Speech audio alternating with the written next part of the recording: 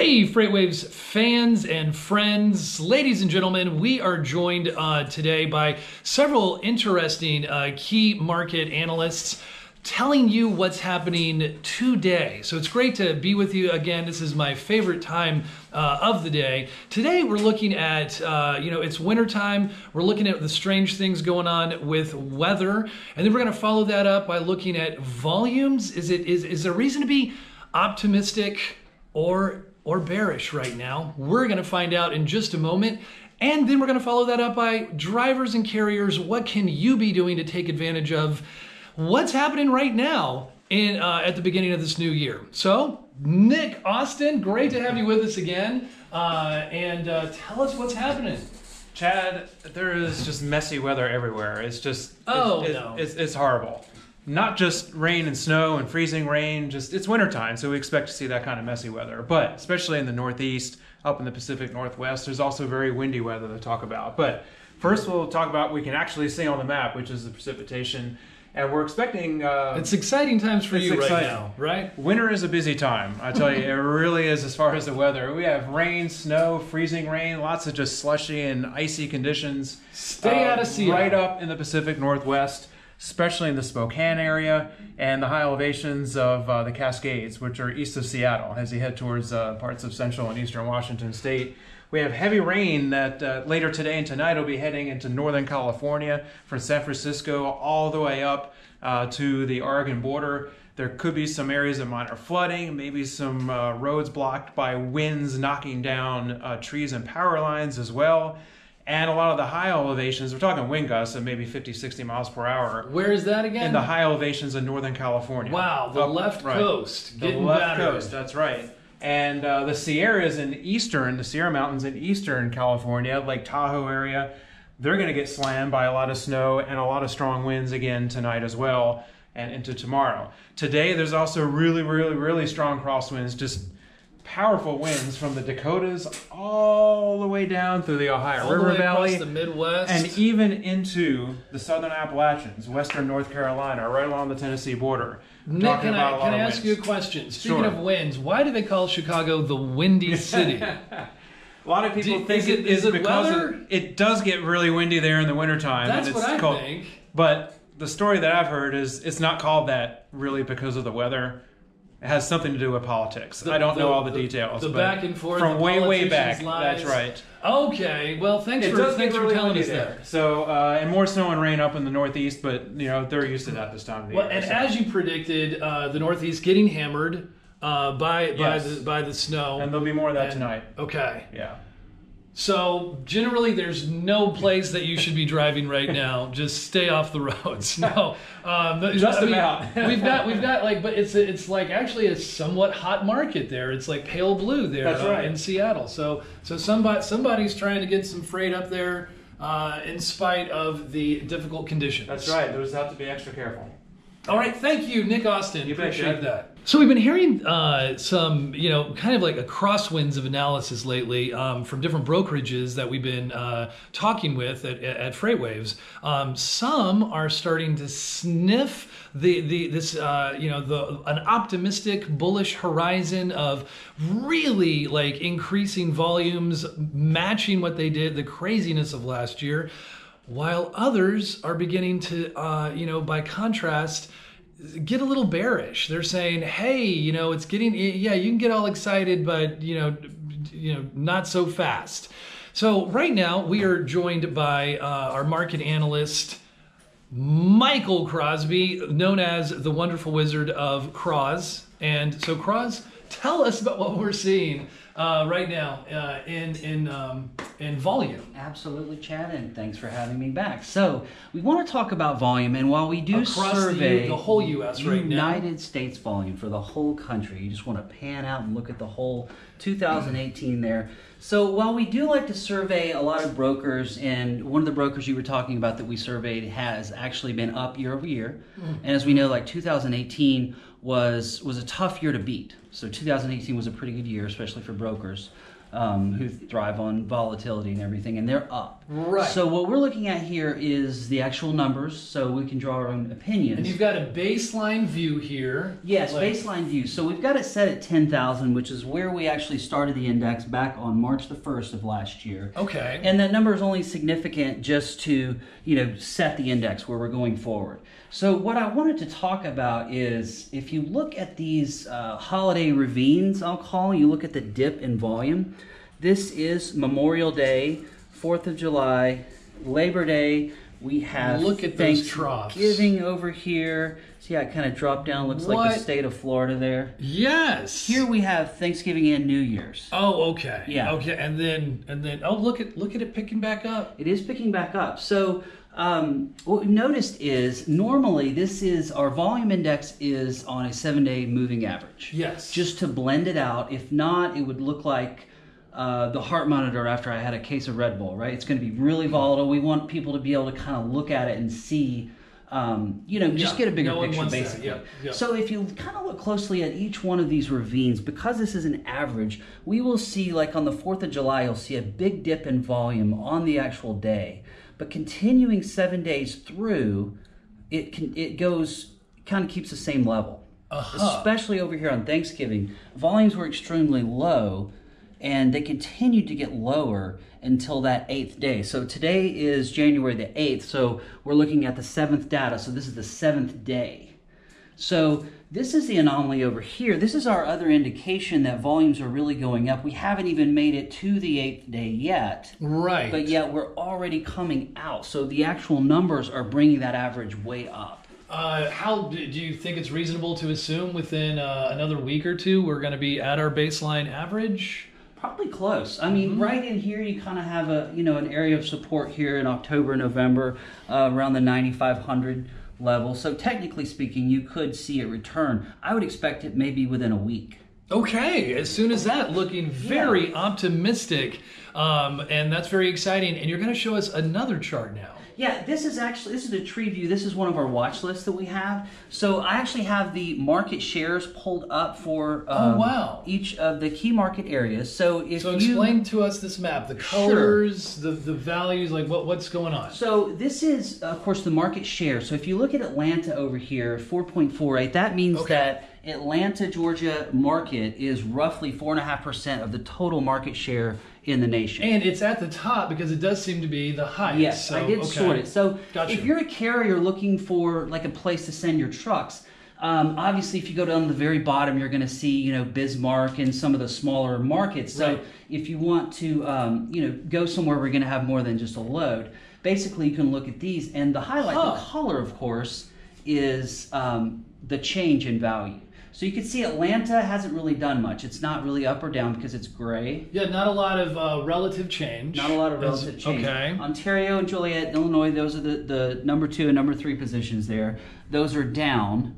So you don't have to look very far to look at, of course, Texas. We've got Houston and Dallas that are gaining market share. Okay, yeah, this is cool. So the green is sort of the optimistic. Right. And so we're seeing a lot of that. It's interesting. Like Lakeland, Florida. Who knew that is kind of a relatively big hub. You know, like it's kind of on the way to Miami, I guess. Yeah, Lakeland is kind of like Central Florida. Lakeland includes Orlando and Tampa, and includes about halfway point beneath I-4. So you got Jacksonville, Lakeland, Tallahassee, Miami. So Lakeland does include the large markets of Tampa and Orlando as well.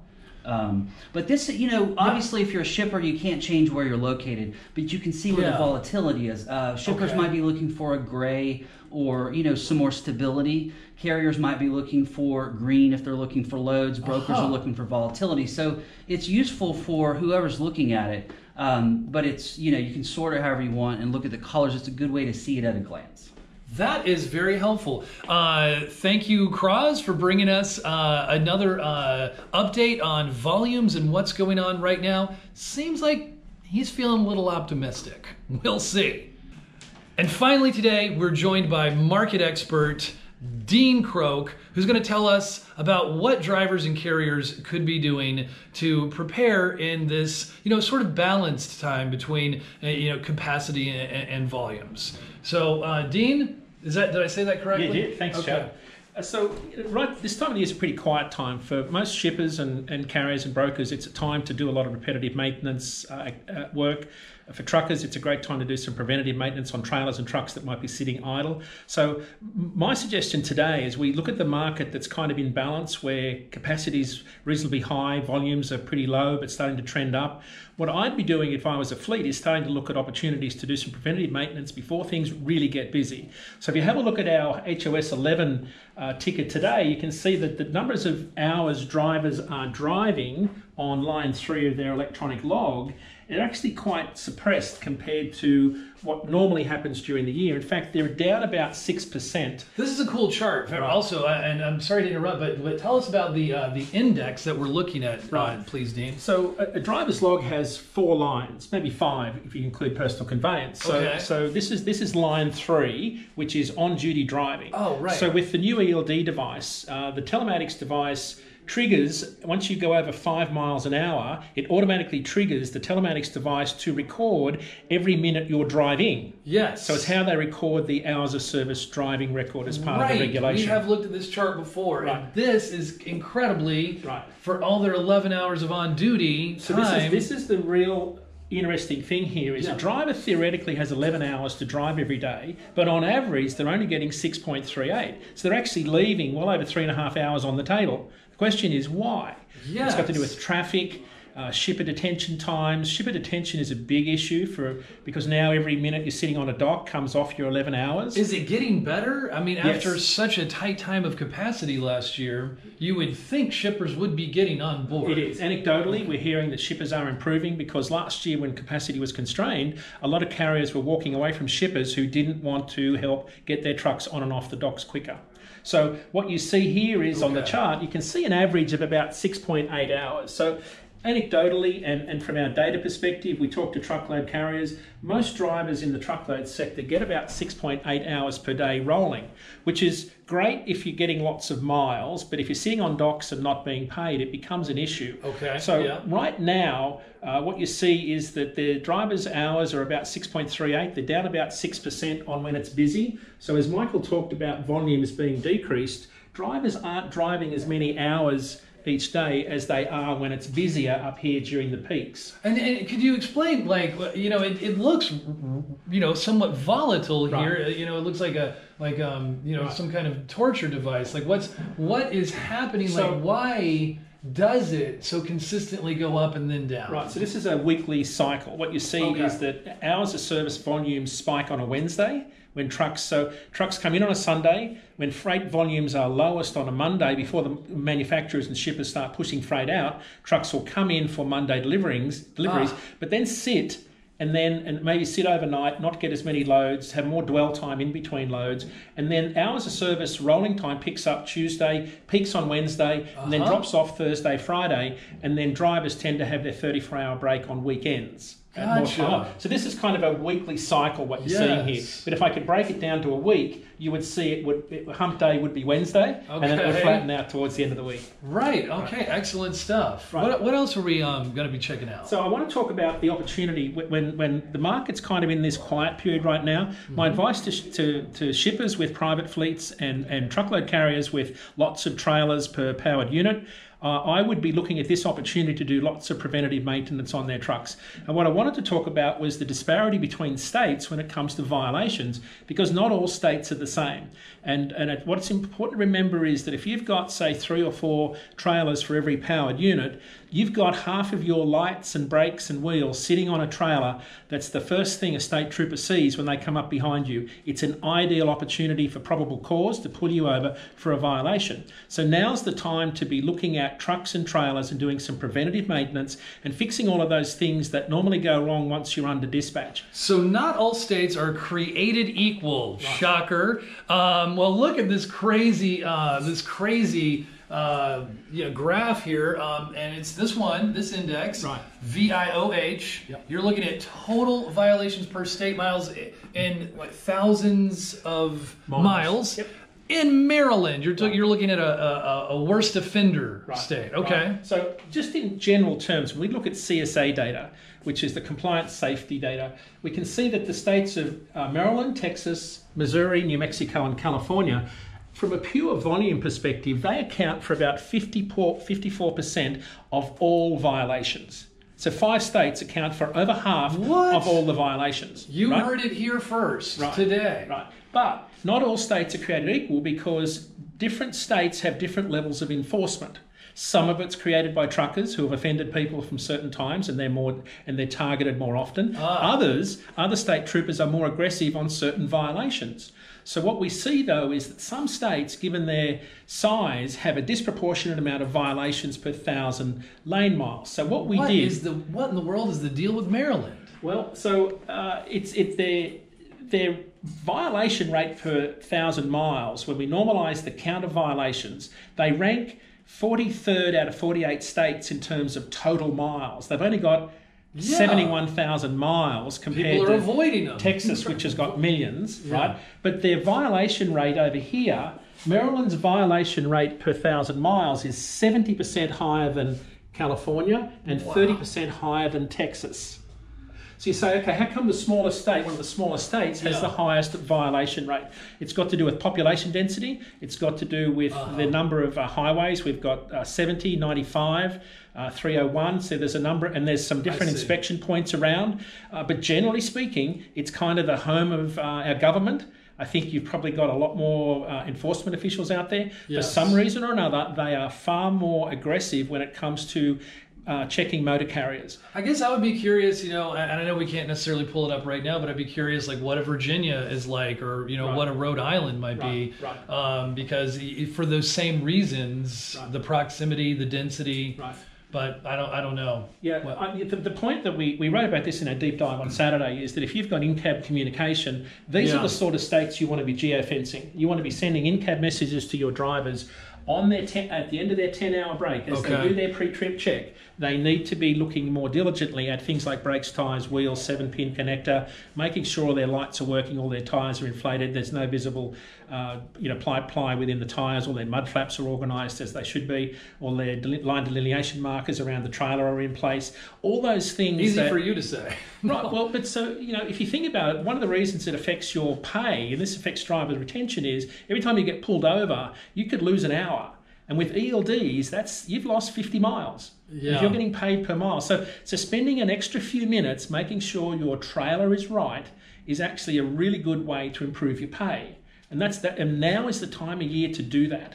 When we've got increased capacity, volume starting to pick up, people aren't driving as many hours per day as they will be when it gets busy, because it'll get busy in a few weeks. Now's the time to be going to all those drop yards where all your trailers are, send your mobile repair crew in there and start checking everything out before it gets busy. Yeah, thanks, Dean. We hear a lot about how you're supposed to be prepared, and that's the way to make everything on time. And you hear a lot about do all the safety checks, and the routine can get boring and mundane. But if there is a time of year to do it, you're hearing it here first. The data is backing us up about how to communicate and how to prepare for some preventive maintenance as well. So thanks for tuning in today for FreightWaves Now, where we're bringing it to you at 4 o'clock every single day. And check us out on Twitter and on FreightWaves.com. And be safe out there. Stay tuned.